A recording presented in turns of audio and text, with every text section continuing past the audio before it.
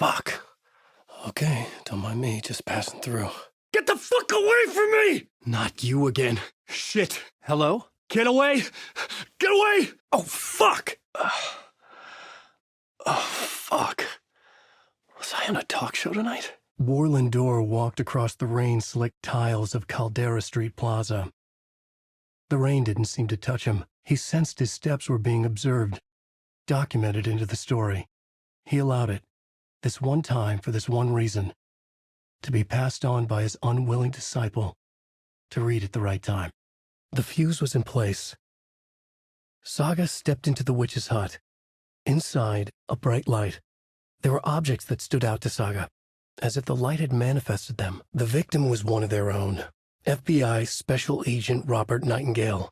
And then there was the page they had found, the first step down into terrifying depths. Reading the words, these words felt like a message. Someone knew they were here. Someone playing a game with them, an invitation. How could they not accept, even if they knew it would end up hurting them? Ilmo was nervous. His palms were clammy. He lowered his phone. Mulligan isn't picking up. Yako shook his head, pointed at his own phone. Same with Thornton. Ilmo didn't like it. No one was answering the phone at the workshop in Watery either. Something was up. It had to be the writer. Had to be. I'd been here many times before. I didn't know how many. This felt different, like my last chance, if it wasn't already too late. To get to Parliament Tower, I needed to find a murder site. Zane would know where to find one. Hello. That was interesting. The cops had gotten their 15 minutes of fame with the cult, and it had been a scream. They were the murder victims. The ocean that was the dark place took the shape of New York City, drawn for the mind of Alan Wake, in part for the writer to navigate his prison, in part to torment him as he struggled to find his way out. Dorr was not bound by the rules as Wake was. He came and went as he pleased. For now, Dorr entertained the writer's fantasy, for a purpose known only to him.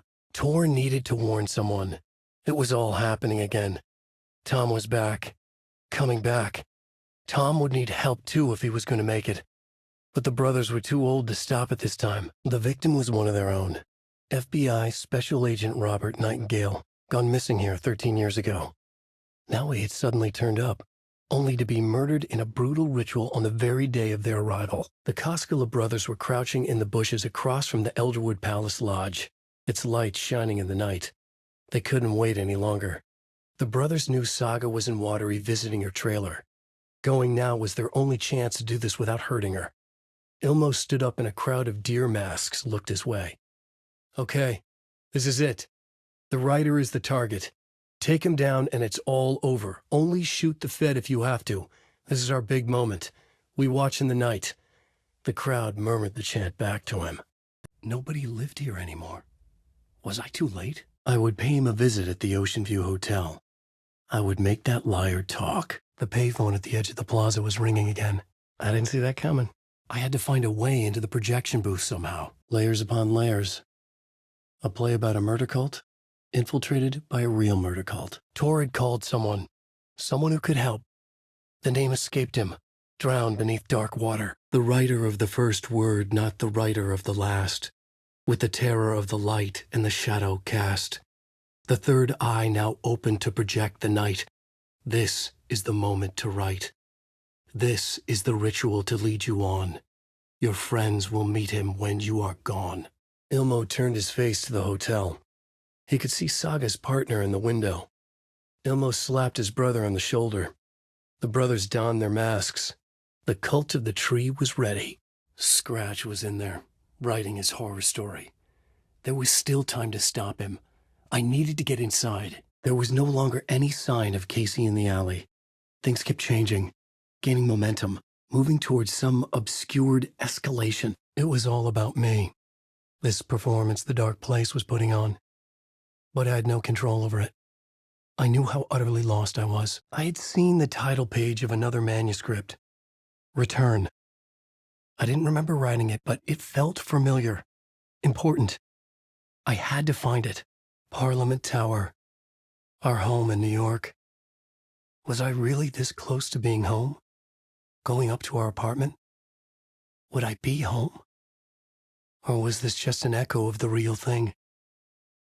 Even then, the murder site had brought me one step closer to escape. She stepped out of the trailer. She needed air.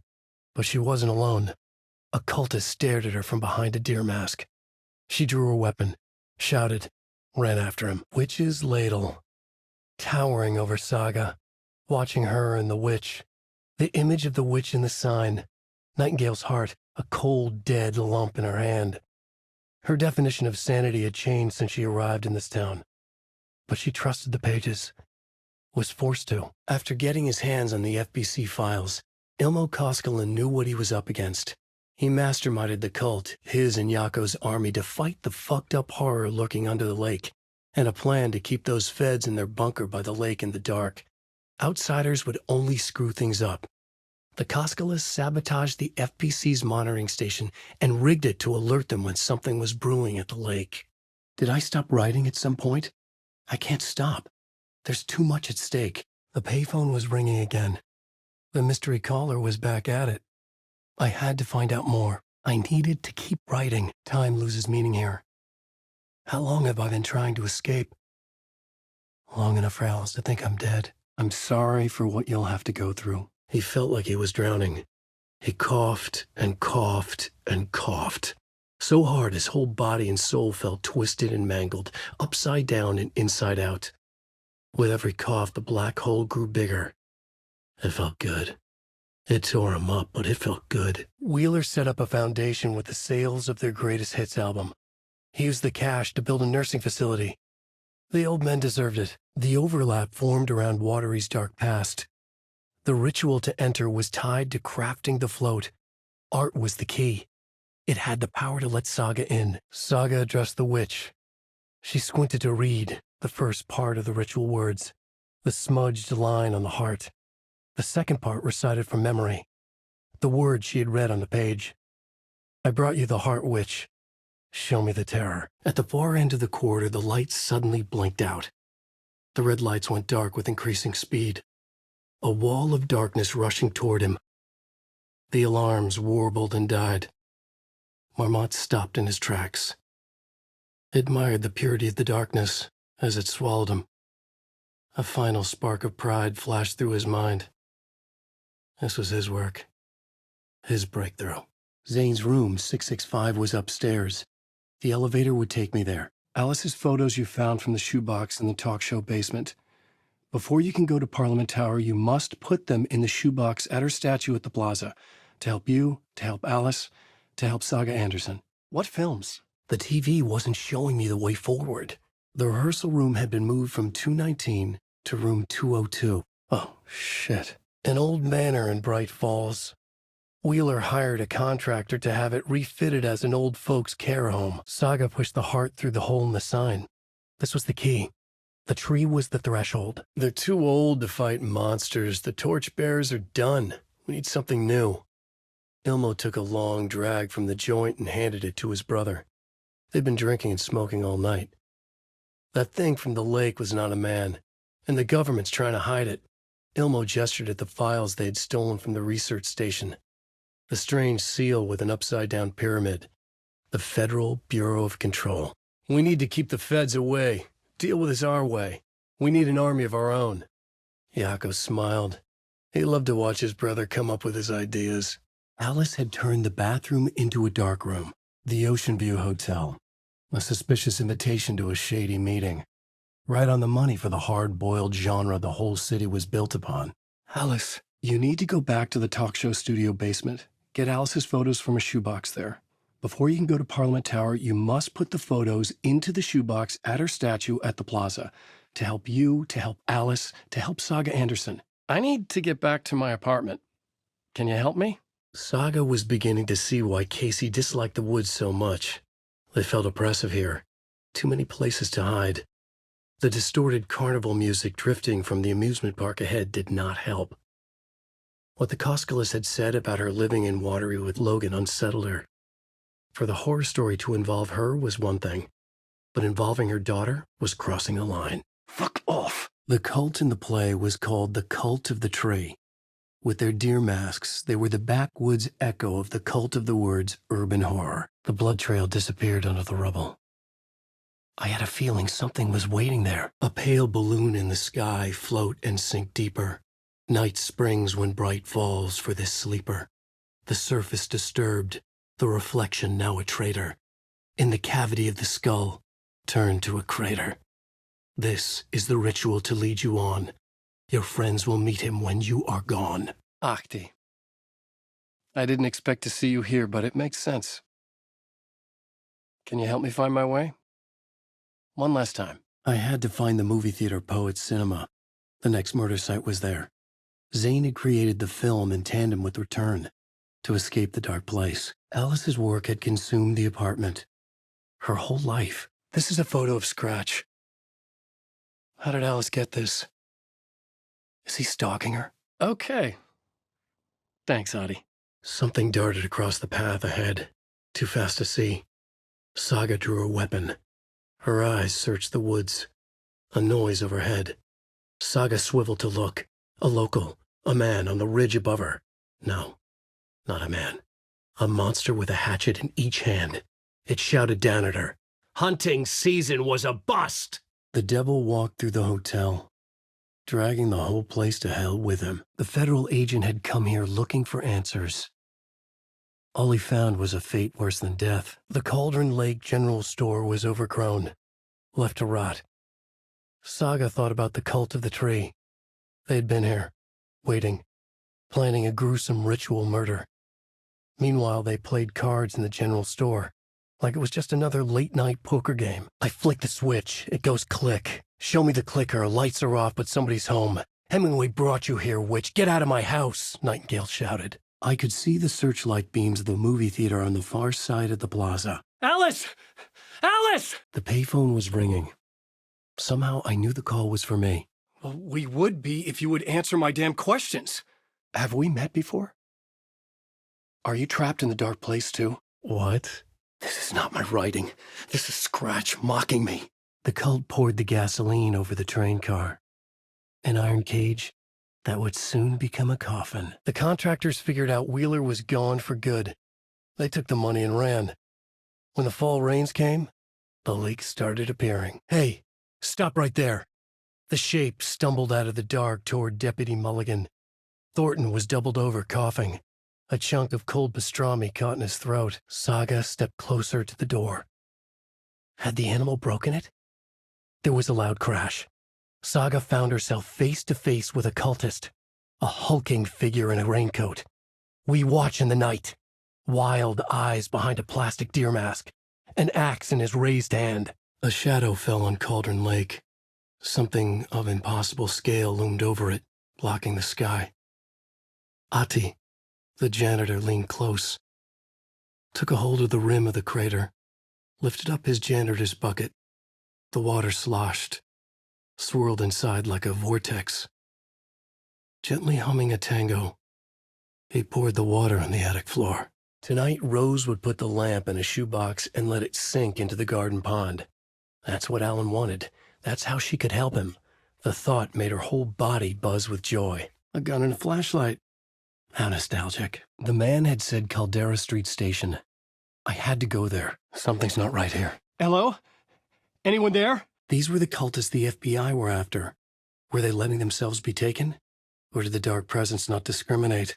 The cinema lobby was a gateway to other realities on the silver screen.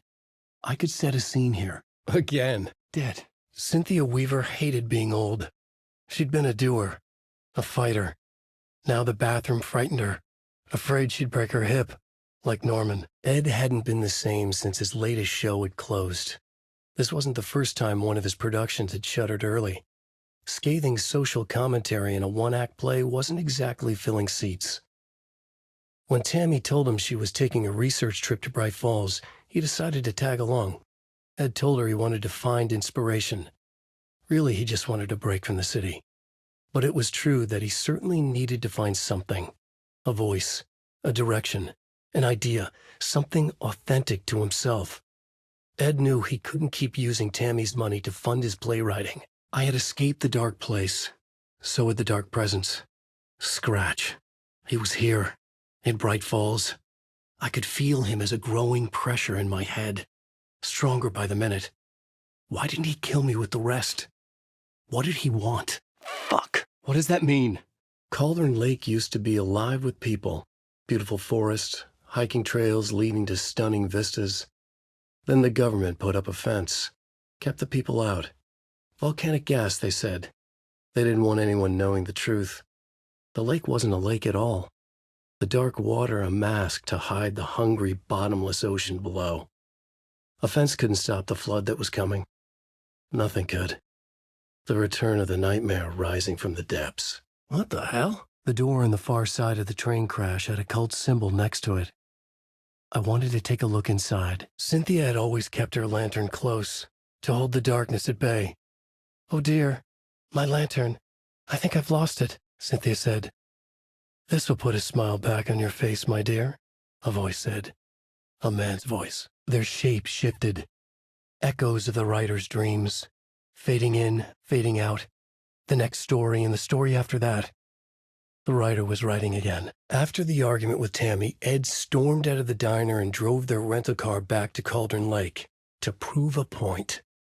Now standing in the dark woods, the sun hidden by the trees, Ed wished he could remember what that point was. Something about masculinity.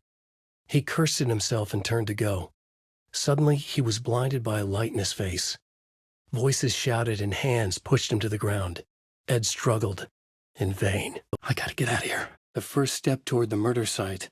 I was making progress. With only dream logic to lead me to the hotel, I looked to the neon signs for guidance. I'm my own deus ex machina?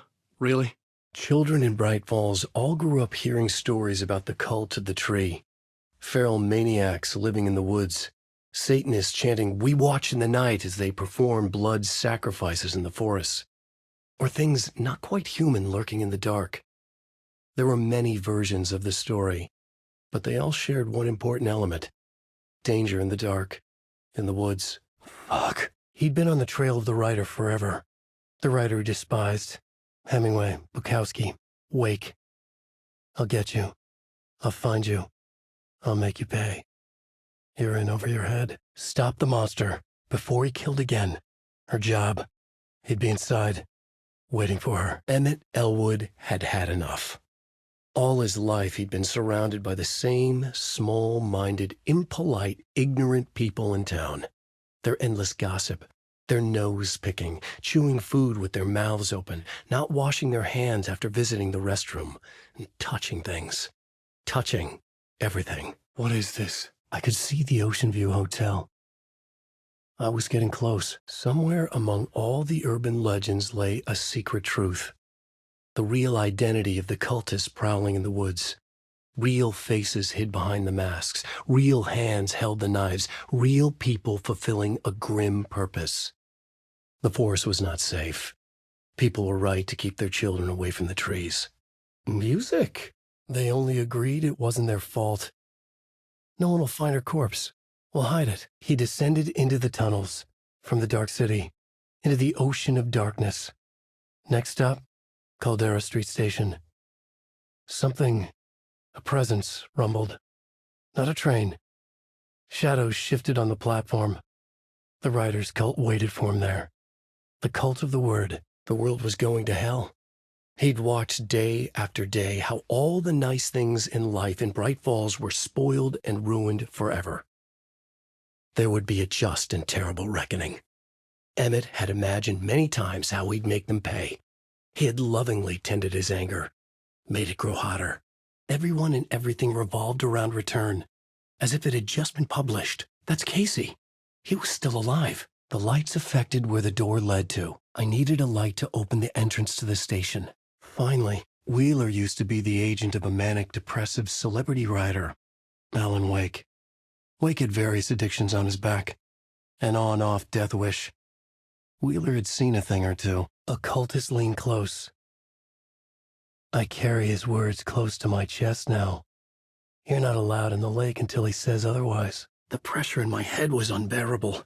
Scratch was getting closer, stronger than ever. Zane's lamp on the screen had no light. I could transfer the light in my lamp to his. There was a light at the end of the alley ahead. Hey! I think I've been locked in! Anybody? Wheeler paid a lot of money for a good shrink. Got himself convinced that all the nightmares he'd seen leading up to Wake drowning himself were just his imagination. PTSD. Now he had pills to keep the shadows from his sleep. He'd be caught. Murdered. They got him. They didn't get him. He was reborn out of hate. He was there, but he was risen. Sent to find the light switch up from the lake that was not the lake. Rose woke up from another dream from her idol. Another message. All through her morning routine, she was humming happily. So happily she realized she was starting to forget what Alan had told her. Something about a hero who would come to save them all. And the hero... Rose frowned. This won't do, Rose Marigold. You know better than to forget. Something about knitwear. The hero liked it? The light of the lamp shone out of the screen and revealed the door. Part 1. What was Alice working on? The story summary on the board was updated. I had to keep it that way. I couldn't afford to forget anything else. Back at Witch's Ladle, Saga pointed the flashlight at the strange, dark substance. The same substance Nightingale had left at the morgue. There was something hidden under it. She strained to see. The opposite of sunspots in her eyes. Blacker than black. I needed to get a copy of Return. I needed to read the ending to have a shot at changing it. I'm getting closer. I was back out into the night. The seedy alley away from prying eyes was a good scene for dark deeds. Shadows stirred like there was someone there. But there was no one. I wanted to keep it that way. Really? The Andersons were so old. Vampires. After every gig and the party that followed, took them weeks to bounce back. And they never did completely. Each time Wheeler expected them to croak. You let Logan drown. The weapon it carried could crack her skull like a brittle egg, brains leaking out like yolk. Everything she loved, lost. Everything she was, lost. We will watch it eat your mind. Ilmo Koskela jolted awake from a nightmare. He was drenched in sweat. In the dream, he'd been covered in blood, gleefully murdering people, his friends. When his twin brother had tried to talk sense into him, he had murdered Yako as well. Ilmo slammed his fist into his temple so hard it hurt. The dream made him feel sick. The dark force of the lake was growing stronger. I had to get the last copy of the book. Straight to the top. The dirty cops looked down on the city. Their city. They had committed repulsive deeds to get there. They told themselves it was worth it. Thomas Zane had ended our talk in what felt like a paranoid fit. Saga jabbed the selector on the jukebox. The missing record in its place. Saga couldn't have found it without Odin's help. A light bloomed in through the garden window. Saga squeezed the flashlight, willing it to penetrate the dark matter. Burn it away. Casey. Someone had fallen to their death from the rooftop. Saga jabbed the selector on the jukebox. The missing record in its place. Saga couldn't have found it without Odin's help. Was Scratch's insecure need for fame, for praise, drawn from my psyche? I would bring his sick fantasy crashing down around him. Casey? Where are you? The Grand Master had wanted Casey to go to him. This was the way to the murder site. It felt like an invitation. How could I not accept? Standing there, Saga felt exposed, expecting the shadows to come alive. The needle crackled on the vinyl. The song swelled. Turned the world into a fucking nightmare. When the government seized the land around Cauldron Lake and set up their laboratory there, Ilmo Koskela knew they knew something. Together with his brother, they felt obliged to take a look inside. The Federal Bureau of Control Security was a joke. The Koskelas walked in delivering coffee. I had to find another way inside. Casey, I'm coming! The hotel was a perfect setting for a Casey story. I was on the right path. Odin had said it was written for her and her mother. Her grandfather's apology. The lamentation of an old man. His heart was broken, sinking into darkness. Mulligan leered. Pinning the murder on the Bookers would have fixed this whole goddamn mess. But their kind always sticks together. I reckon we should show the bitch who's boss, Thornton. Back in Watery, they pored over the stack of files they grabbed. The FBC was researching something in the lake, something they called the Shadow. Everyone who went into the lake came back a monster. Hartman had gone into the lake. He'd come back bad. The FBC had captured him, interrogated him. Based on his ravings, Barbara Jagger had gone into the lake as far back as the 60s. She'd come back bad. The writer, Alan Wake, had gone into the lake. He'd faced Jagger, pushed some mystic light switch into a hole in her chest, flicked the switch and gotten rid of her. If Wake ever came back, he was bound to be bad as well. I would start at the entrance lobby. I needed his gun and flashlight to protect myself. I had to keep writing. I always did love musicals. An overlap of the dark place needed a push from both directions to manifest itself. Reality in our world eroded by repeated dark lore tied to a location. And a counterpoint, a work of art, a horror narrative crafted in the depths of the dark place, connecting to the story on the other side to reach out through the weakened veil. What was that? Alice was dead. Was this a trap? Or was Scratch torturing me? I wasn't alone. This nightmare again? I'm caught in a loop. I had a light now. I needed to get back to the subway station entrance. I needed to get the hell out of this building. Alive this time. Catchy, right? Cynthia would deal with the nasty Anderson fellow. Tor, always poking people with his hammer. He had it coming. There was another overlap here in Watery. The parade float was the key. Mulligan and Thornton had gone there, taken the clicker with them, left this monster here to stop her. These elements working in conjunction made a trickle that became a torrent, a wormhole, a vortex, and the art, the map, became the nightmare territory where the dark place encroached on our reality, a blanket over it, where they all overlapped, causing reality to twist and loop like a bad dream, remolding anything and anyone within its dark horror design. The Casey in the story was losing it. I wasn't far behind. With the alley in darkness now, restless shadows blocked my way. Cynthia Weaver smiled. Lost without her lantern? Nonsense. Cynthia felt as giddy as a young girl in love. It's 1988, a face-off between deities on the rim of Cauldron Lake, high above its dark waters. Thunder roared, the old gods facing something even more powerful, something harder to define even.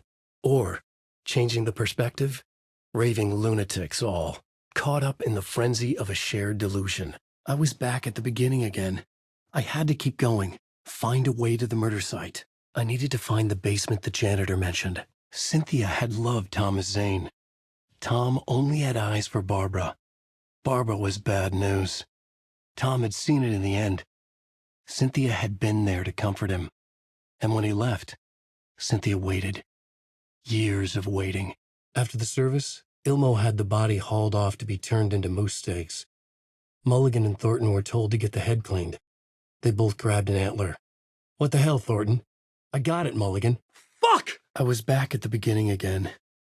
I had to keep going. Find a way to the murder site. The room at the end of the corridor was closed off. It felt significant. Something terrible would happen there. The shadows faded out. Until they didn't.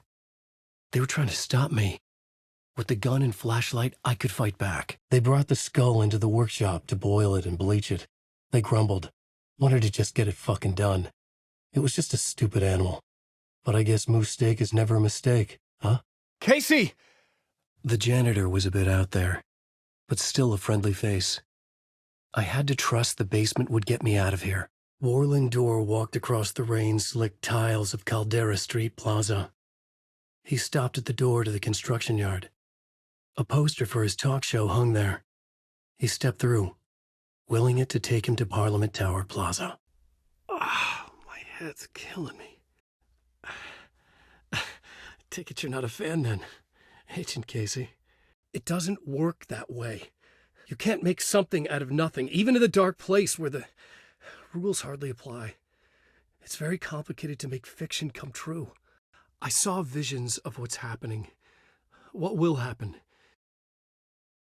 Dreams. I tried to use them in my writing. I understand how dangerous it is now, even with a paralyzing amount of planning.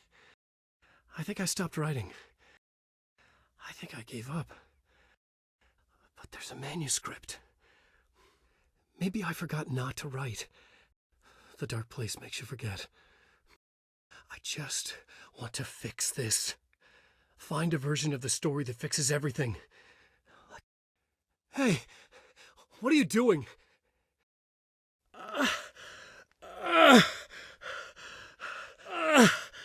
It's Scratch.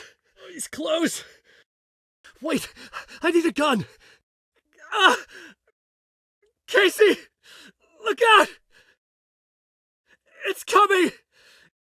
It's here! It's gone. But I saw someone. Damn it. I needed to find another way out. Rose, right? From the diner. How are you here? Shit. What? No, Rose, I haven't been leaving you any messages. What's going on here? I could use the light to banish the shadows. Saga was trapped in a horror story. It was manifesting itself around her like the darkness of a mental illness, pushing her deeper and deeper. Bailey saw a snarling face in the darkness. Then he realized it was his own face. He was snarling. He was standing in the street in the dark, and he was snarling. He was snarling, he snarled. The monster was gone. The darkness coiled around him in tatters and wisps. He was the monster now filled with rage. He was the monster now filled with rage, he shouted. I recognized my writer's room on the stage. I felt a magnetic pull between the lamp and the light overhead. The writer's room. The tools I always used. The plotboard and my typewriter. Closer now. Destroyed the only way. A knife in the back? Whoa! Return's ending was an eternal deerfest that would keep spreading. Given time, Scratch would plunge the world into his nightmare. I had to stop that from happening. I had to write one more chapter for Return. Writing a story. I had used the plotboard to break down countless stories. I had a location for a scene. Now I needed something to happen there. The knife. Something lingered here. A half-forgotten memory. An echo. The lamp was humming. The bulb glowed. It held the light now. Any second now, Scratch would burst through that door to stop me. Every plot thread dangled in my brain. It suddenly felt impossible. I felt another surge from the lamp. I could use it again. Something stirred in the room, coming to me. An idea. Shit. Scratch had been here. I could sense his presence lingering in the room. I had a flash of inspiration. The ghost of my fictional detective. A story thread I could use in my writing. The glow in the lamp went out, shifting the light in the room. The light carved out something new from the darkness. Odin felt useless. He wished he could tell Saga how his silly faces made her smile when she was young. Too young to remember. Odin used to joke that Tor was her grandfather, but he was the Allfather. He smiled at the memory. Back to the beginning, with the memory of the past loop already fading fast. But while it lingers, I know there's hope. We're not doomed to repeat our failures in an eternal loop. This is a spiral. I was about to have another killer idea. I had a location. I had a story thread. I would put them together, write them into my story to create a path deeper into the dark place. What? Odin was the kinder of the Anderson brothers. Tor lacked patience, more volatile. The brothers fought a lot, but they were inseparable. Now Tor was missing, dragged into darkness. Odin could feel it. Time was running out for both of them. I was here. I needed to write the ending. I only had one chance to get this right. Things clicked into place. The story rang true. I was making progress. The dark place wants to drown me. I'm losing myself. I have to fight it. I have to remember the clicker, the light switch. I lost it. But I have a lamp now. The lamp the switch was cut from. What the hell? The dark presence had come for me. Drawn to the story I was writing as it grew darker. This place is a nightmare. Not real and yet more real than anything. The danger and the horror are real. It feeds off my mind, twisting whatever it takes into psychotic reality. I'm trapped here. I write to escape. I've tried this many times, written countless stories, forgotten how many. I keep failing. But I must keep trying. Not just them. We need to try to save everyone. Wait. Dead end. This can't be right. Did I miss something? The water was gone. The way forward was open. The tracks led into the tunnel. That was my way forward. Saga had given me the idea for the ending. The murder site. The blood trail continued deeper into darkness. Was I losing my mind? This was the beginning of the end. We were characters in a horror story, charging blindly towards the finale. We still didn't have everything we needed. This would not work without the clicker. The mask was the key. Another place to use in this story. Something felt different. I'd never seen myself in a vision before. But it fit. Saga and I were both at the center of this story. She was now my co-author. Who was writing who? Who was writing this poem? Me? No. I needed to find the muse, the murder victim. Room 108. Another echo lingered here. A source of inspiration. Old gods of Asgard. That name sounded familiar. I could see the round windows of the writer's room in the photo. That's where I had to go, to rewrite the ending of Return. This was the murder site. There was a record at the bottom of the bathtub, beneath the body. Somehow it was important. It was disturbing finding myself in the story this way. But I was desperate, and it felt right for the story. My memorial statue had been replaced by a statue of Alice. The thought sickened me. Her life threatened by Scratch. I had to hurry. I could imagine this murder cult performing their macabre acts beyond the collapsed tunnel. The building was condemned, closed up. Something was wrong. Something was missing. I had to get inside. The tunnels were a maze. The blood trail led me on. I needed to search the tunnels for further visions. Inspiration for the story that would lead me deeper. I didn't remember much, but I knew my thoughts and ideas could manifest as reality in this dark place. I'd use my writing to project myself out of this room, like a deep-sea diver to go deeper and explore the depths of this prison for a way out. This room was my boat. Writing was my lifeline. I would start again at the talk show. This was pointing me in the right direction. I had to get to Bright Falls. See this through to the end. My flashlight revealed painted messages on the walls. I brought Saga Anderson into this story to help me escape. She succeeded. It cost her everything. I'd used Alex Casey in my writing for years. The real Casey had been drawn here because of that. Now he was a victim too. Saga, Casey, Alice, all this horror originates from me. It's my fault. Scratch had to be stopped. I've driven down this road before. Been driving on it forever. A sick and twisted story. But it worked. None of this was real. It was all real. The drifters had scrawled their symbol on the wall. A secret for those in the know. The subway car had become a burnt husk. I could get through it now. The hall had changed into the murder cult's hideout. The ballroom was where the pre-show ritual was held. The tunnel was open now. I could get through. Something was different. The murder site was close. It's you again. The FBI agent. Saga Anderson. I'm closer now. I can feel it. You helped me get closer to escaping. You know about the clicker? It can help us. I destroyed the dark presence with it last time. You can help. You can find it. You must find it. Alice is in danger. I have to stop Scratch. I have to find Return. I need to get back to my apartment. I'm writing a story to get through. Initiation. It's the only way. I had found a way deeper into the dark place. When I did, the poem had grown. I didn't write any of it. It cast a shadow over what I had gained. Made my skin crawl. Another step. Somehow I was closer to home. Closer than ever before. It lasted only for a moment, like two planets passing in orbit. Saga Anderson was helping me go deeper, closer to escape, somehow. I had to trust her. Parliament Tower. I had to get back to my apartment, my study. I had to find the manuscript of Return. The darkness protected them. I had to burn it away. You don't understand how vital these pages are.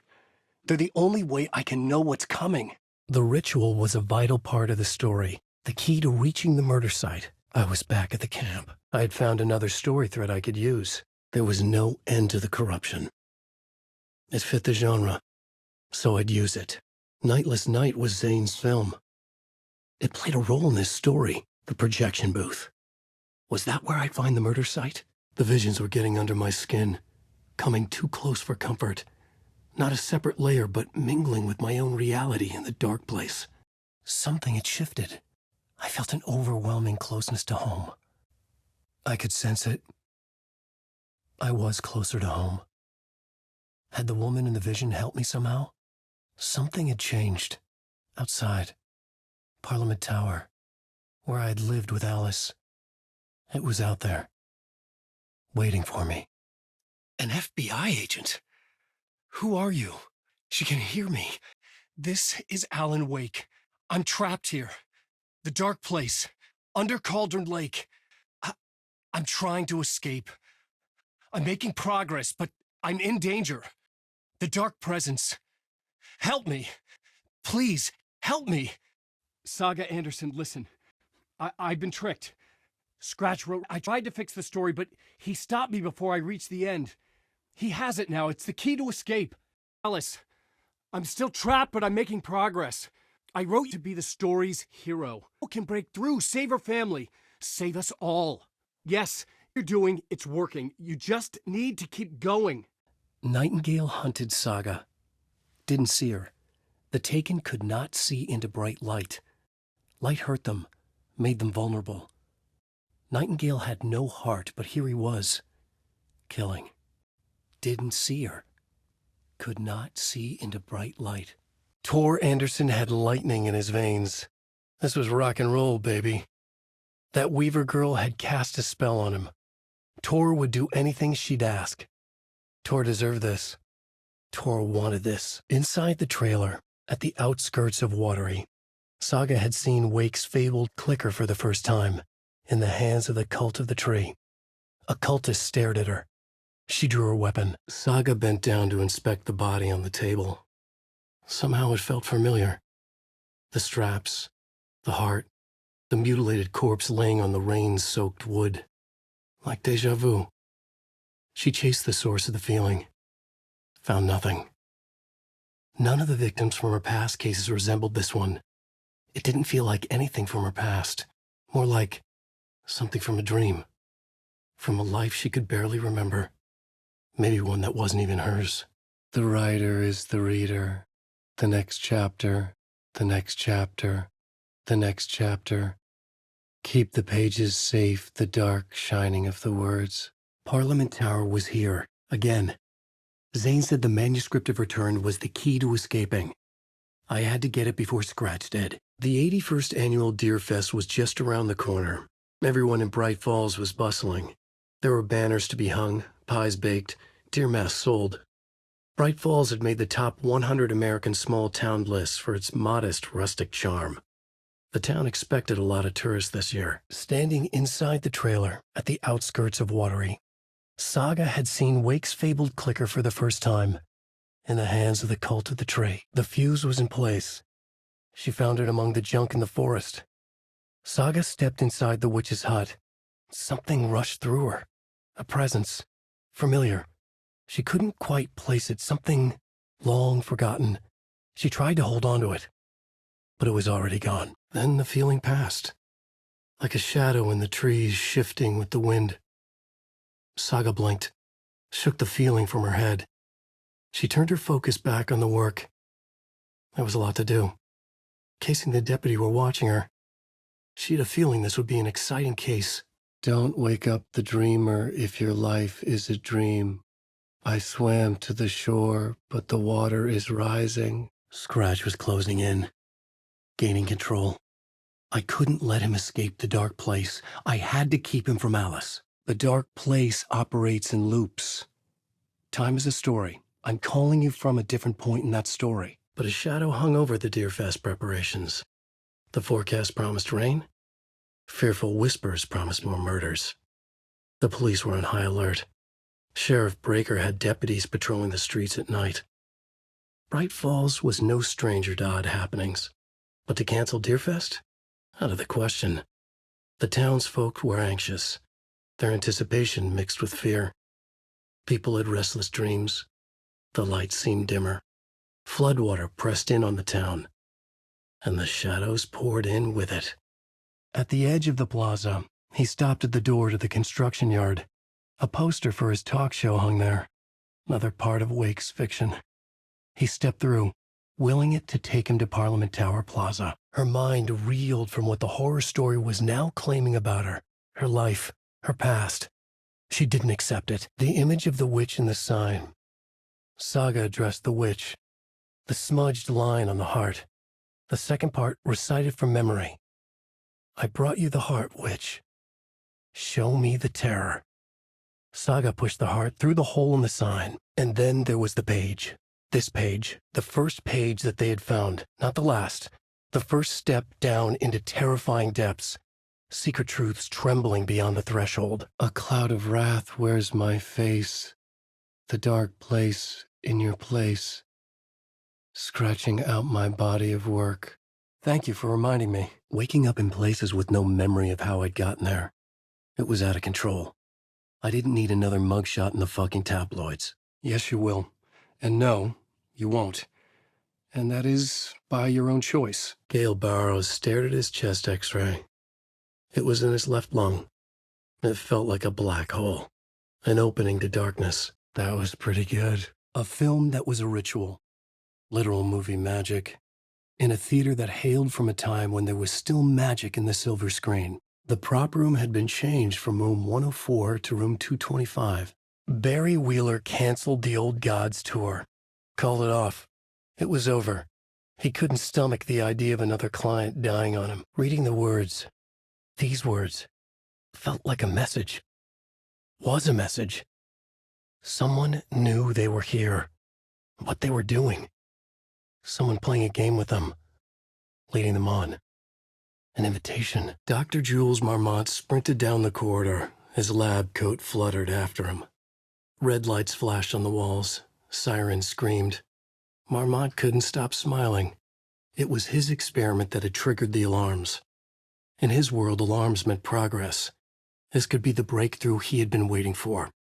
He would be the one to get his name in the annals of FBC history. Not his wife Diana. Not Darling, that smirking asshole. The memory of my edits was already fading. Terrible things would happen if the manuscript came true. Scratch was there, at Parliament Tower, undoing my work. He could use the story to escape. He could go after Alice. Had I already done the show? Was that a recording? Alice? What was that? Dora didn't seem happy to see me this time. How do I get out of here? In the city trapped in eternal night, they watch the film where the night never arrives, where the night hides in your mind. The troupe were busy building their own Wicker Man, where they themselves would be sacrificed. How could they not accept the sheer audacity of this impossible mystery presented to them? Even if they knew it would end up hurting them. One time months later, when the alarm rang, they drove to the lake again, ready for a fight. But this time, they didn't find any monsters. Something else washed ashore. The light switch. They'd read how Wake had stopped Jagger with it in the stolen files. From that point on, whenever the cult caught someone taken over by the shadow, they cut out the monster's heart, pushed the switch into the hole, and flicked it. Door, Zane, the masks were finally coming off. Was it a sign I was closer to escaping? I had no time to waste. Alice! I needed to answer the phone. Last time the caller pointed me in the right direction. I was back, and I hadn't forgotten. I knew how this worked now. I could take control, no more surprises. Like a ray of warm light, I felt her presence. It gave me strength to go on. I've been trying to find a way to escape the dark place. Any suggestions? Gale was dying. The black hole was sucking everything good out of him. He imagined looking through it, into the darkness. The black hole grinned. Gale couldn't escape its gravity. He worshipped it. Gale sacrificed to it. In blood. Oh, shit. Ilmo stood in front of the parade float, turned dramatically to his crew. Nightingale hunted Saga. Didn't see her. The Taken could not see into bright light. Light hurt them, made them vulnerable. Nightingale had no heart, but here he was, killing. Lost on the shore between the forest and the ocean, the owl and the deer reflected in motion. In his room he will hurt her, in hers he is caught. His story ends, her story does not. This is the ritual to lead you on. Your friends will meet him when you are gone. Something told me Zane wouldn't be happy to see me this time. Alice's presence was here, like the sun coming out from behind dark clouds. It pushed me forward. Who are you? Why are you helping me? Hey, I can't seem to find my way out of here. Can you point me to the exit? There had to be a way out. At this point, Wheeler felt good about himself. He had a heart of gold. No need to feel guilty. Now, imagine the murderer's arms moving. Stab, stab, stab, and then Naki laughing. Everyone at Deerfest always plays it safe. Not us. This monument to Watery's history, this work of art will sweep this year's awards. Saga edged toward the broken door, her gun ready, flashlight aimed ahead. Nightingale said it would be here. The autopsy room was a mess, like a bomb had gone off. Nightingale hunted Saga, didn't see her under the light, lurched past her. The Taken could not see into bright light. The light hurt them, hurt the darkness in them, made them vulnerable. Ilmo's gaze swam. It was seeing double. The pyramid on the folder was a spruce tree. A tree, he thought. A fucking tree. It was a sign. We'll make the woods scary again. So fucking scary no one will set foot in them at night. That's how we'll keep people safe. We'll be a legend. We are the cult of the tree and we watch in the night. We're gonna need scary masks. Energized, Yako chugged a bottle of Ama beer in one go. The Ocean View Hotel. The call was for me. It was something important. I needed to answer. I needed to get home. To Alice. Feeling Alice's presence filled me with light and made me stronger. I had to reach her. It wasn't Zane. It wasn't Scratch either. Are you talking about the murder site? Yeah, I did. What do you want me to get from the basement? And my name's Alan, not Tom. A vision. Wheeler left the work to the contractor and returned to New York City. He had done his part. It was time to turn over a new leaf. The overlap formed around Watery's dark past. The ritual to enter was tied to crafting the float. Art was the key. It had the power to let Saga in. The surface of the lake was a black mirror. The upside-down reflection identical yet darker. A window into a darker world than ours. A doorway. A hush so profound it rang like a scream, as if the last echo of the terror had just died. Inside the steep cliffs of the caldera, everything echoed. An echo chamber.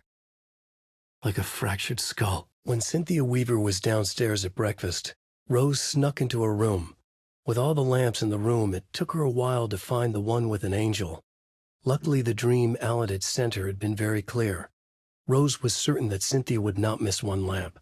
She had so many. Thank you, Ahti. I needed to get inside the manuscript. The story I was building was fragile, constantly under attack. There was no time to waste. The dark presence was only a step behind me. I'm losing it. Hello? What had kept Watery afloat all these years?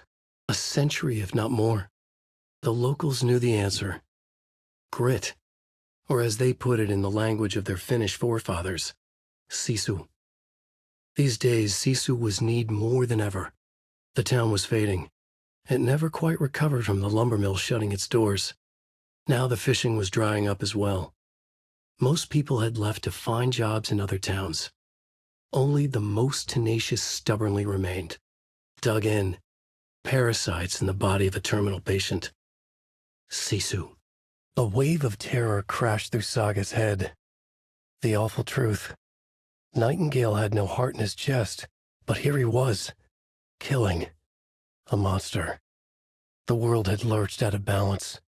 You found yourself trapped on the far side of the mirror. The theater appeared to be closed. Maybe the ticket could still get me in. This is the door to my study, where I wrote my books. This symbol wasn't here before. Huh? You're me? Me? I don't understand. There's a lot I don't understand. Well, of course she got out. That's why I'm here. That's the whole goddamn point. Some people tried to resuscitate the town. The Koskela brothers double-handedly warded off the impending darkness with their ventures. Coffee World brought tourists, money, and jobs. Coffee-themed fun for all ages. The Kalevala Knights Motorcycle Club built parade floats. The bikers repaired vehicles and volunteered locally. But it wouldn't be enough. Watering needed a miracle. The end of the road was in sight. And it was coming fast. More of this? This was not the ritual murder site I was looking for. This had just been an appetizer before the main course. Cynthia Weaver had always kept her lantern close. Someone in the bathroom with her. In the dark. Dark water pressed itself into her. She screamed, "Bring it, fucker!" Mulligan fired. Thornton hacked the pastrami out of his windpipe, opened fire with his partner. The writer went into the lake, banished the dark presence. Taken still lurked in the woods. The dark place receded. The current pulled back those with darkness inside, into the lake. Nightingale was there, one of them. The dark presence. Jagger had taken him. The witch had stolen his heart. Saga was back at Cauldron Lake. Saga had to pursue Nightingale. Into the overlap. Finding a way in would be difficult. A ritual. Saga would learn how. Stop the monster. Cynthia knew the lamp was missing the very moment she came back to her room. She was overcome by grief. It had been Tom's lamp, one of the few things that reminded her of him. It had not worked in a long time with the cord severed and the light switch gone. But there are other kinds of lights than the ones we can see. The invisible light of the angel lamp had held Cynthia together all these years. With tears welling in her eyes, she didn't see the shadows shifting in the corners of her room. A loop that delivered me back to the street. What did the mystery caller said? If the waves keep pushing you away, you just need to find another way in. I had to find the subway station. What the hell was that interview? Some kind of joke? Initiation? I never wrote a book called Initiation. From the future? I'm never getting out of here, am I? Wait, hello? Animals stayed away from the water's edge as if to avoid some unseen submerged predator waiting just below the dark surface. They never drank the water from the lake. Birds flew around it, never over. Darkness flowed from Cauldron Lake. Gaze in the black mirror of the lake, you'd see it all around you, and you'd understand. It was already out, already where you were. It was already too late. The dirty cops would make sure none of this would be traced back to their diabolical masters hiding in the dark. The monster fell. They kept shooting. The thrill of domination. This was the cult of the tree. Not one tree. A forest. Secret knowledge in a deer mask. The last line of defense. Yippee-ki-yay, motherfucker. Bright Falls' fucking finest. They sank beneath the waves. The dark place. Wandering in the shadows, muttering to themselves. It's dark. I'm lost. Where am I? Who am I? I can't remember. It's cold. Premium cabins for rent in Bright Falls. Who said that? Can you hear me? I need help. Please. Stop this. What did I do? You must dig it out. Saga was back at Cauldron Lake. He was there too, Nightingale. Was, but wasn't a taken, a creature of darkness. He was beyond her reach, where some other strange reality, the dark place, merged with ours. This place and the dark place, a tarp thrown over top, drowning everything beneath it, a flood of darkness, soaking into everything, spoiling it, rotting it. The page called this area an overlap. The main event was the murder. I had to find my way to it. The sky bridge above was connected to the hotel. That could be my way in. If I could reach it. I was back. I wasn't able to escape. The dark presence had stopped me. The Caldera Street station sign was there, but the entrance was missing. I had to make it appear. Soon what had happened here would be just another urban legend. No one would know the truth, except for the cult and Casey. They crept over, pulling out their flashlights. The horror. This is Monica from the tackle shop, an innocent woman. Thornton's pastrami came back up. Saga had to pursue Nightingale into the overlap. Finding a way in would be difficult, required precise steps, a ritual. Saga would learn how. The Big Apple in an ocean of darkness. Gone diving. Note from my editor. You're using the wrong tense. Trapped in a loop. My friends will meet him when I'm gone. Zane had said we worked on Return together. That was a lie. Scratch wrote Return. I would pay Zane another visit. He had guided me to 2 murder sites. I needed a new one to get back to Parliament Tower. A new draft of initiation. The station had changed. I was closer now. Maybe I could use the lamp to reveal the station entrance. Now I have to find the code myself. Great. Okay. Someone in the bathroom with her. In the dark. The light bulb had blown. She meant to replace it days ago. How could she forget? She had slipped getting out of the tub. She lay in the tub now. She lifted her hand. It looked wrong. Too many hands. The killing of Monica Thompson was a terrible mistake. Thornton blamed Mulligan's itchy trigger finger. Mulligan blamed Thornton's shitty pastrami sandwich. I need to protect myself. I would write a new draft of initiation to reach Parliament Tower using another murder site. Scratch was reaching out from the dark place to get Alice. She was out, but still in danger. Was Alice here? In the story? The lamp was dead in my hand. I needed to find a light for it. There was something in the studio with me. I had to get out. Hello? The dark place operates in loops. Time is a story. I'm calling you from a different point in that story. Yes, you will. And no, you won't. And that is by your own choice. I'm sorry for what you'll have to go through. You need to go back to the talk show studio basement. Get Alice's photos from a shoebox there. Before you can go to Parliament Tower, you must put the photos into the shoebox at her statue at the plaza. To help you, to help Alice, to help Saga Anderson. Who are you? Why are you helping me? Are you talking about the murder site? Yeah, I did.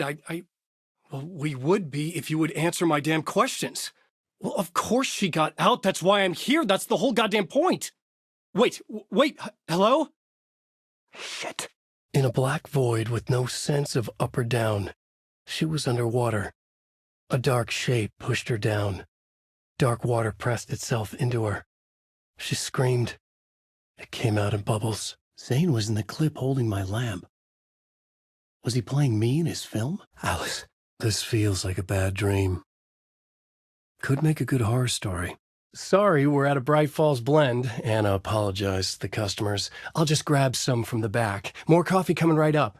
She suggested they ride the percolator while they waited. She passed Ilmo at the Espresso Express. Big smile, Anna. Coffee world is all smiles. Anna nodded, smiled. She smiled until her face hurt. They fed the body to the maw of a crumbling well, like the murderous Huatari brothers did long ago. It was out in the open now. Ugly and slobbering, they reached at him with their unwashed hands. He'd beat them down, beat them until they no longer moved. And then he'd wash his hands with a strong antibacterial disinfectant. I had found my way to the Ocean View Hotel. The voice on the phone waited in room 665. Alice's video camera. No memory card inside. Anna stopped walking, realized she was standing next to the Huatari well. Must have zoned out, she thought. She was about to go, but something in the well caught her eye, a shadow shifting in the dark. Anna was overcome by vertigo. The world tilted, and then she was falling down, down, down into the shaft. The darkness opened up to swallow her. Great. They lied to everyone. The word would never get out. But a secret like this doesn't die. It grew inside them, like cancer, the darkness taking over, filling the shape of them. I was inside Scratch's ending, a perverse version of reality. The townspeople brainwashed. I could use my flashlight to fight the shadows here, but the light would anger them, make them hostile. Agent Young held his clipboard up to the light. The equipment was all accounted for. He ticked the boxes, satisfied. A noise on the other side of the back lot made him pause. He peered into the darkness. Nothing. Shrugging, he signed and dated the form. Estevez wanted everything ready, just in case. Young appreciated a cautious leader. Estevez had held it together even after the oldest house had gone dark. Young began to head inside. The local sheriff's station was a tight fit, but at least they had a coffee machine. Okay, time to go. But the Andersons were something else. The nightmares were starting to creep in again. Or maybe it was the drugs in the air. Wheeler hoped it was the drugs. Saga had read about it. The trap. She knew what was waiting for her. The moment she saw the giant, she knew she wasn't ready. Rose nodded, determined. She'd use the knitwork to guide the hero to the secret stashes she had hid in the forest to help them. Knitwear to mark the spot. Alan will love that, she thought. Now she only needed the knitwork. Rose thought hard. Mandy May was always knitting. Mandy May would help her. The room was empty except for the projector. More games. Was the film a message waiting to be played? I couldn't leave. This wasn't the way out. Young felt optimistic. They even had the para-utilitarian in custody already. Another clatter behind him. Closer this time. He turned, hand on his holster. He called out to the darkness. This station has been seized by the Federal Bureau of Control. You're not authorized to be here. Suddenly, the lights flickered, went off. Young couldn't see a thing. Then from inside the station, the screams began. Suddenly a change. The light reacted to the substance, a feedback loop surging up her arm. Casey! Look out! It's him! Scratch it! I could use the light to open the subway entrance now. I had been writing. Initiation. You must write to escape. Every night was bingo night at the Valhalla nursing home. Each time Rose drew a ball from the cage and called out its number, some of the residents shouted bingo, no matter what was on their cards. Some of them sat mute, their cards full, never calling out. Some of them would try to steal the ball from her. Some of them would chastise the others for acting out. It was like herding a clouder of cats. Rose didn't mind. She liked cats. She knew she was where she was supposed to be, with her little Vikings, waiting for the hero to come. It just keeps going, huh? Reading this made her sick. But the fear was sharp when she faced it. It was trying to make Ilmo and Yako something they were not. Trying to turn them into Ilmari and Jacopi Huatari from the early days of Watery. But they were the Koskela brothers. Their mother had not raised them to become murderers. They had backbone. They had honor. They had finished Zissou. I could get out through the back. I had what I needed from him. There was another murder site in the hotel to guide me further toward my escape. I had to write my way to it. I needed to find a way around that fence. This is the ritual to lead you on. I hadn't written this. I had a bad feeling about it. Tonight, the residents were restless, more so than usual. Ati was wearing Blum's coveralls again. Tor stood by the phone. Too late. Rose saw the hammer in his hand. The garden lights started to flicker, the darkness and rain pressing against the windows. The time drew nigh. I guess there's another verse. Mulligan and Thornton in the wreckage of the morgue, shadows on their faces. Thornton did his best woman's voice. I'm a stuck-up FBI bitch. I'll make a big fucking mess, then get these dumb backwater cops to clean it up. Inside, a bright light. Saga felt safe, like nothing could hurt her here. There were objects that stood out to Saga as if the light had manifested them, pulled them from the darkness. A shift in reality, heavy with hidden meanings. A coffee thermos, a shoebox, a mop and a bucket, a poster on the wall, and in the cabinet, another manuscript page. Something bad was coming. The hidden device they had hooked to the FBC station had been intercepting alarms like crazy the past few days. Ilmo would make sure his cult was ready for war. Out in the night, the story seeking to give birth to an overlap in Watery drifted on, looking for another pair of men more prone to corruption. An idea nagged at me. I could almost reach it. You must write to escape.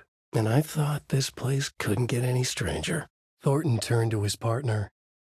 These government motherfuckers. Next time, Mulligan, I'll tell her. You got no clue. You let your own kid drown. You're a fucking fraud. I found myself in a maze of film equipment. There had to be a way to the projection booth from here. I had to follow Casey. I needed that light. I had to write more. A musical in a horror story. Why not? Alice? The pressure eased off. Scratch was further away. I could think again. Odin had said that the song would be a way to know Tor. A way to find him. Shadows crept over Mulligan and Thornton. Inside them, they grinned. The entrance hall set the mood, where everyone had come in. The victim, the murderer, the detective. This was an echo of the books I had written for years. Picking up Casey's gun felt like I was assuming the role of the detective. Gets in your head, doesn't it? A light bloomed in through the garden window. That's where Tor had vanished into the pond. Saga knew what she had to do. There was another overlap here in Watery. The parade float was the key.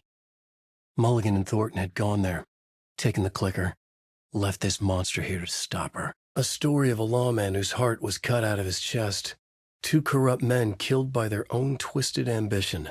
A haunted old woman drowned in a bathtub. Twisted reflections on the other side of the mirror. Arcs stabbing through realities, amplifying the influence of the dark place.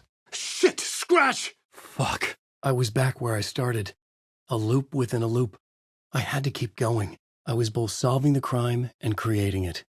As every writer did. Fuck off! An idea, clear as a vision, waited for me here. I had to find my way home to Alice. Ilma Koskela stood in front of the small gathering of Coffee World employees and bikers. He read from a piece of paper. Mocha was a wonderful moose who deserves a place of honor in the hall of the Calavella Knights. His skull will become the crown of the Grand Master, the dead brought back to life. There was polite applause. Shut the fuck up! The pre-show ritual. That's it. Set it up. Start from the beginning. The old gods, the corsairs of the Sea of Night, and the Dark One who yearned to stand in between, who had always stood in between, who would soon stand in between. We help you, you stay away from our family, Tor Anderson snarled over the thunder. Yes, until you all come to me, came the answer. That's never gonna happen, shouted Odin.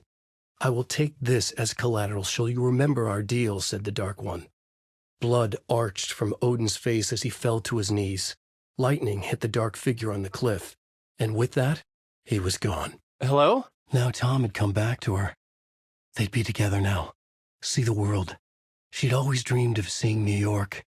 They were there now in a fancy hotel. She drew a bath. She would become like Barbara. No, better. She sank into dark water, into Tom. Tor rushed to his brother. Are you all right, bro?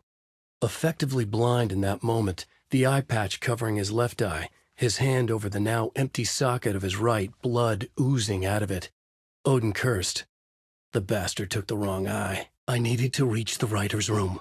Write a new conclusion. Hello? Hey! The ballroom would be the stage of a key scene in the play. Tom had enemies, plotting against him.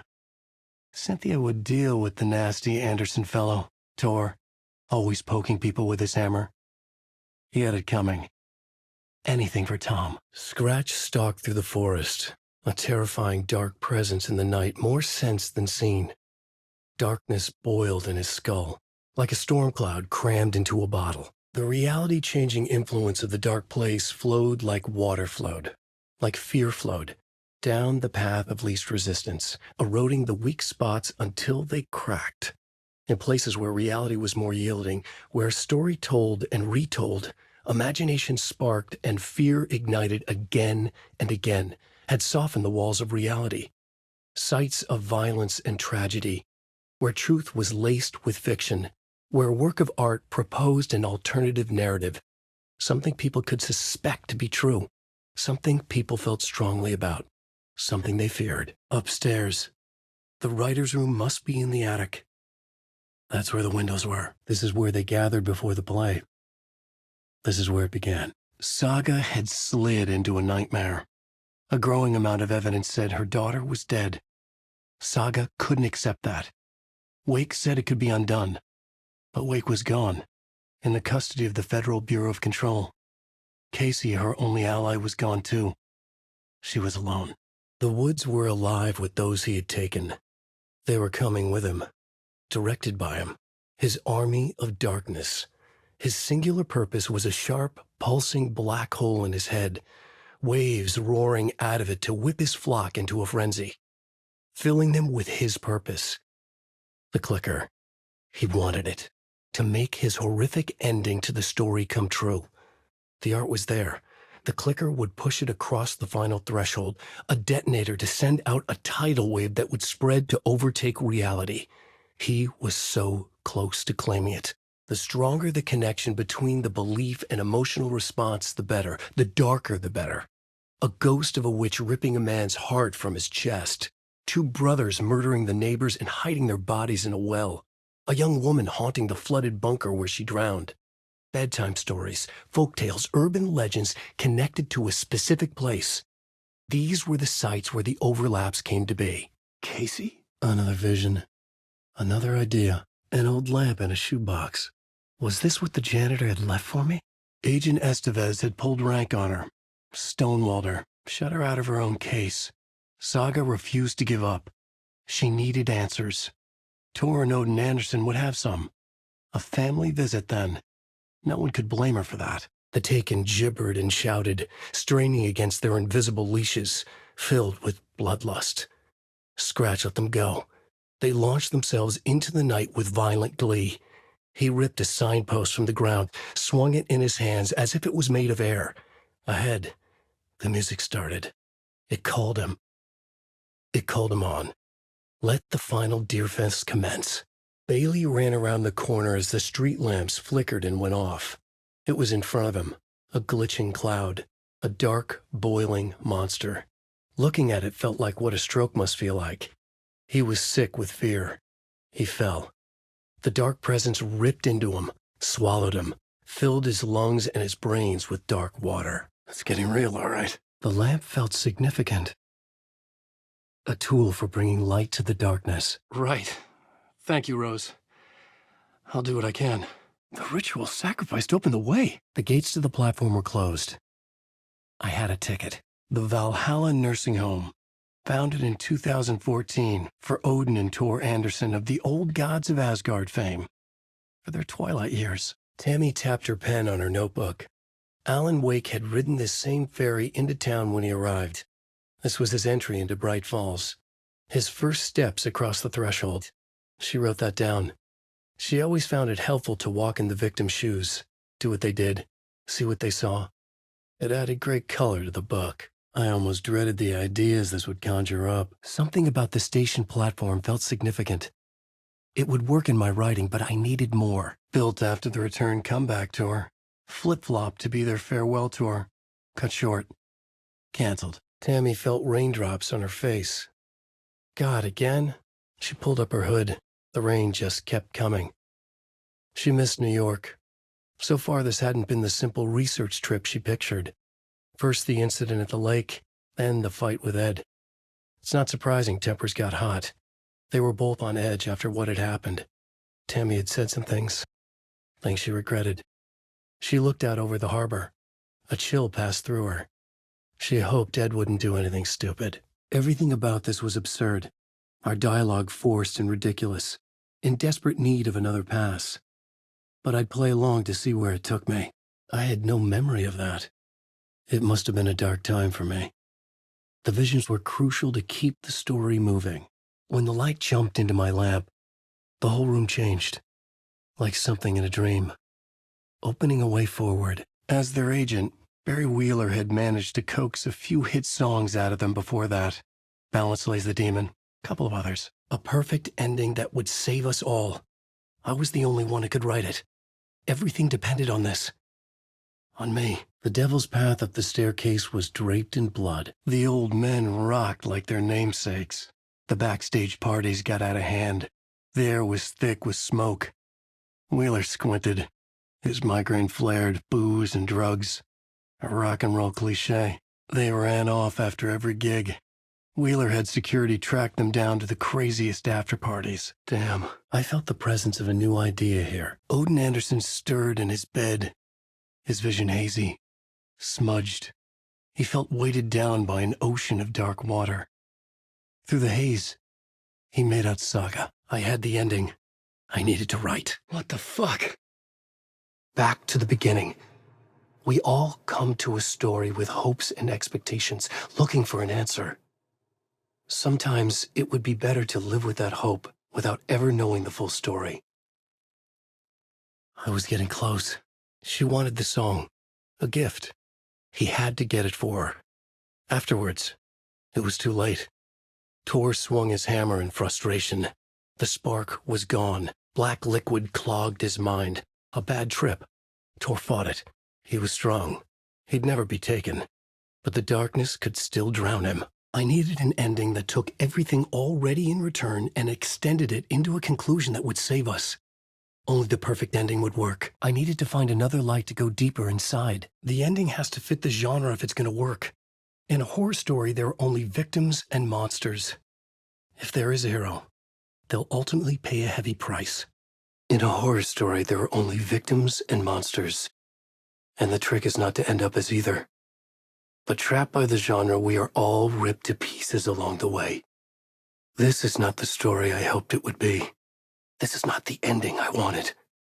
This story will eat us alive. This story is a monster. And monsters wear many faces. Finally. Shit. I don't like the sound of that. I use the story to dive deeper. Every word I write is a step forward on this spiral into darkness. I dive to the bottom to find the answer. The map, the compass, the key combine to form the door leading out. But how do you open a door that's not a door? At the bottom of an ocean that's not an ocean? In a lake that's not a lake? I'm fucked, aren't I? The scales always need to balance. The area had changed again. I was a mess. I'd never heard of this talk show or Mr. Door before. None of it felt right. I had to reach the light ahead to hide from the dark presence. Made it. I made it. I felt a strange pull toward the TV. Parliament Tower. It was back. I was traveling deeper into the dark place. The poem on the wall was growing at the same pace, dogging my footsteps, like my unwanted shadow moving in the corner of my eye. It wasn't my writing. I didn't know what it was. A terrible prophecy. A curse. Looming over me. I was making my way deeper into the story. The phone was ringing again. Somehow I sensed it wasn't Zane this time. It's closed. No. The cultist laid the Casey novel onto the altar with reverence. Their twisted Bible. The Fed had glimpsed into the maw of darkness. It swallowed him whole. How many writers does it take to finish a story? One for each draft. It's the same writer, but in a different point in time. I'd follow the steps he laid out for me. A plot board for mapping out a story. On the index cards, the nightmare that just happened to me. A summary of the story so far, but other notes as well. Warnings. I had written them. I couldn't remember what it all meant. The name Scratch filled me with dread. I could trust these words. I had to act on them. You must write to escape. Alice's photos from the talk show building basement. Adi had guided me there. I bring the photos to the shoebox by the statue. The lamp felt significant. A tool for bringing light to the darkness. I'd seen it all play out. Like a horror movie I'd been forced to watch. The dark presence held all the cards now. The murder site. It's here somewhere. I needed to find it to travel deeper. Waking up from the nightmare, I felt like a drowning man gasping for air. This place felt familiar. A ghost of a memory surfaced, about writing here for countless days. I needed a car. The FBI vehicle would be at the parking lot. I had the photos now. I needed to put them into the shoebox by the statue. Fuck me. I was awake again. Clear-headed for the first time in what felt like a lifetime. I was back exactly where I left. A dark forest outside Bright Falls. A gun in one hand, a flashlight in the other. Haunted by my own writing. Alice taken from me. I knew what I had to do. Stop the horror story from coming true. Stop the dark presence. The train blocked my way forward, but it was here for a reason. It had a role to play. In the dark place, the dark presence went into me. When I was pulled back here, crossing over weakened it, made it dormant. I couldn't remember what had happened, but I could feel it, getting stronger, waking up. I thought it was hunting me, closing in. It was inside me the whole time, and then it took over. turned me into Scratch. I can't let the horror story take Logan and Casey. They were dragged into this. They need to survive. Non-negotiable. I had found a way deeper into the tunnels. The cultists turned their backs on the fire. Now there would be no one to disturb their ceremony. I couldn't hear the dark presence. It was gone. The echoing hall had a story to tell. The cultists were close now, a dark presence rising from the depths. The end of the horror story is the most dangerous part. The dark presence, fuck.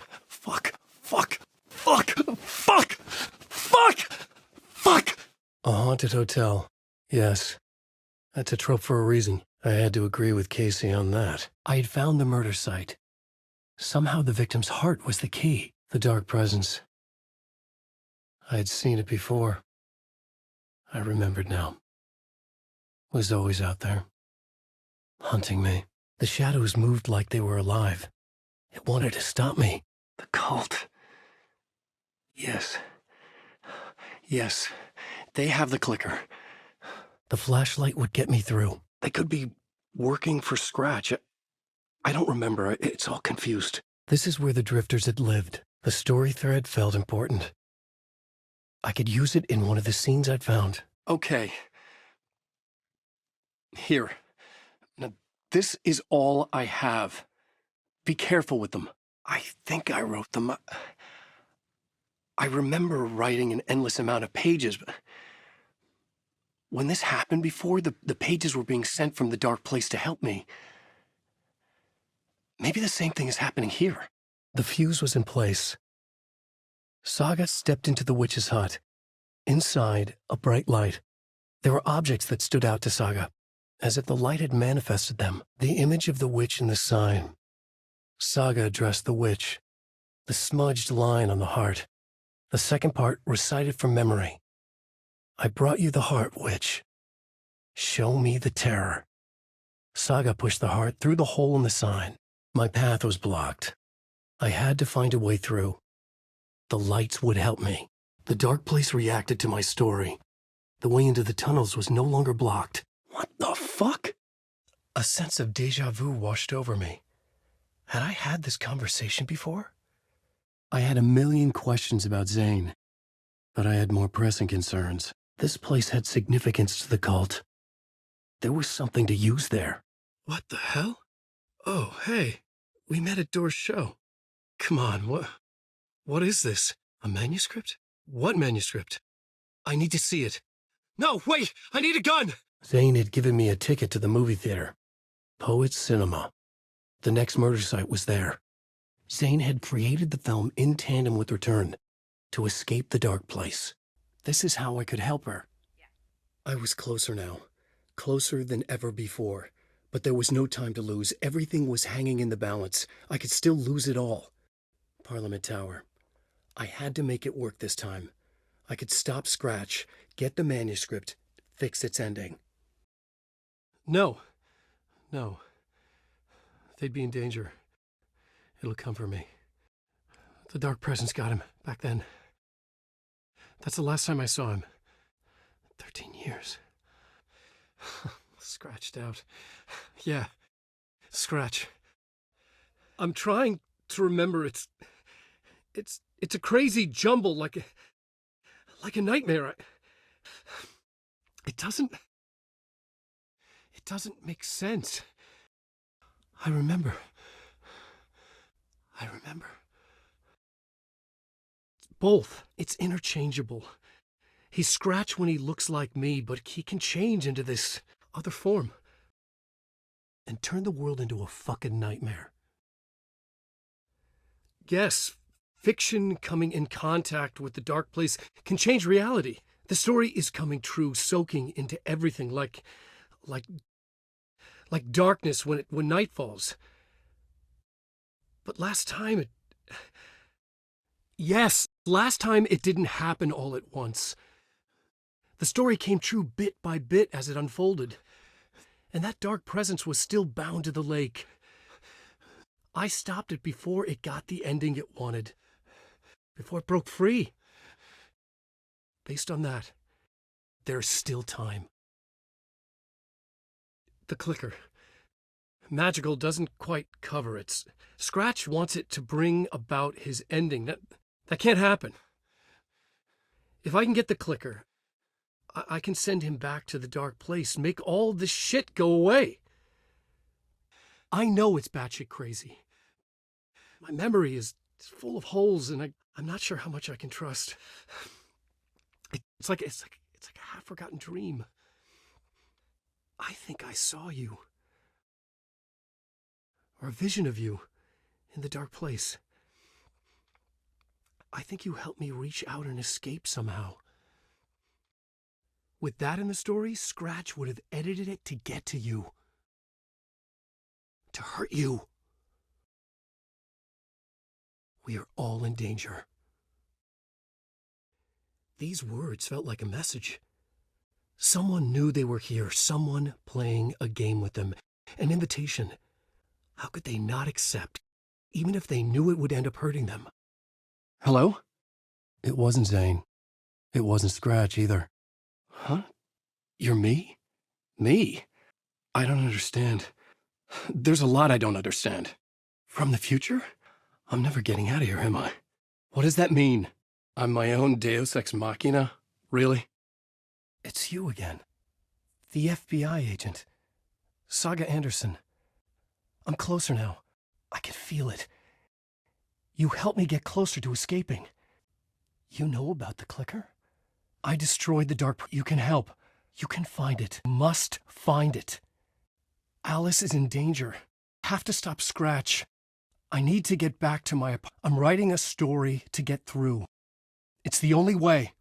Saga, what is this? You see visions too. I used to think they were ideas, inspiration, but they're real, just like this now. I try to use them to make the story come true. First, I need the ending. Not just a character, the hero. Yes, that's what we're doing. Here, now, we're figuring out the ending I need to write. You're right. I can't do this alone. Every time I write, things only get worse. Then let's bring it home. One of the heroes. The scales always need to balance. Fuck it. Let's go with this. There's no time for anything better. Scratch could be here any second, and I'll get the pages down. See you on the other side. I don't have the ending. It has to be perfect, but I don't have time to figure it out. I don't know what to do. Fuck. I'm so sorry. This whole thing is a fucking mess. The elements of the ending need to come from the story's pre-existing parts. To make matters worse, this is a horror story. Right. The ending has to fit the genre if it's going to work. In a horror story, there are only victims and monsters. If there is a hero, they will ultimately pay a heavy price. Not just them. We need to try to save everyone. I have an idea how to help Casey. He's a real person who I twisted into a character. He isn't my creation, so he isn't a suitable host for the Dark Presence. I can write that into the ending to drive that fucking thing out of him. That's the only way to make it stick. I see it clearly now. This part at least. We have met here before. Time loops in the dark place. Every choice you make affects everything that comes before and after you make it. Like it does when you change a detail in a story you're writing. When the bullet of light blew the darkness out of the crater of my skull, the Dark Presence was born from the remains, feeding on the horror around it to grow. It found me writing. It tapped into me, influenced me. I was lost in my work. The link was severed when I finished Return, but the Dark Presence was hungry for more. And I was missing the small part of myself that it had been born from. Alice, love is strange. Even apart, we're still together in our memories. We put each other through hell to set us free. Again and again. Different versions of us. Alice helped me get there, where I needed to be. It has taken so long.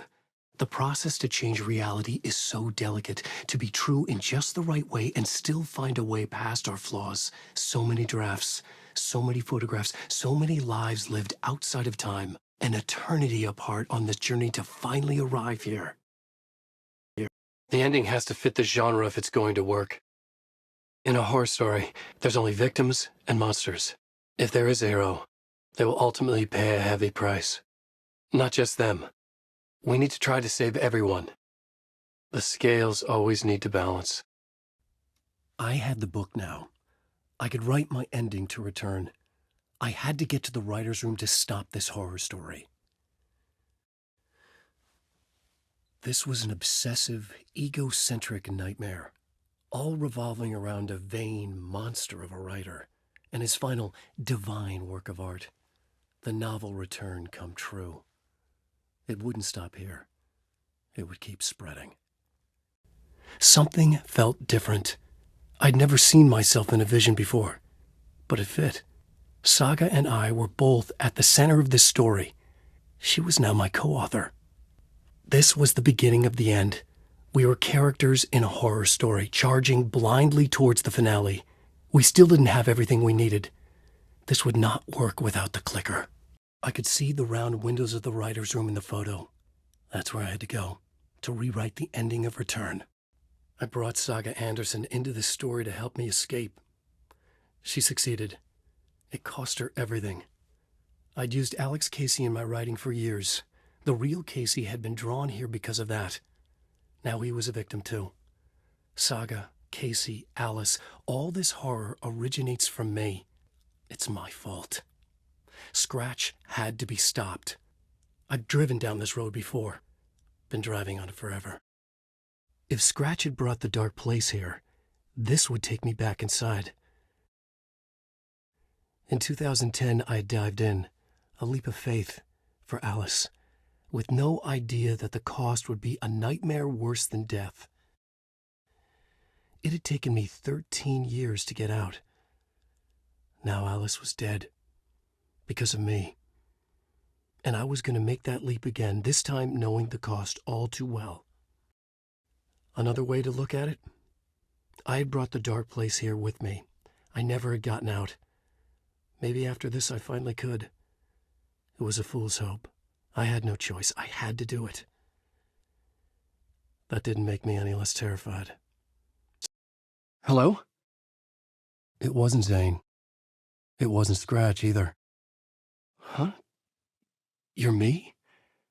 Me? I don't understand. There's a lot I don't understand. From the future? I'm never getting out of here, am I? What does that mean? I'm my own Deus Ex Machina? Really? Hello? Yes. No? Who is this? Do I know you? I know you from somewhere. I'm losing you. Hello? Hello? Ah!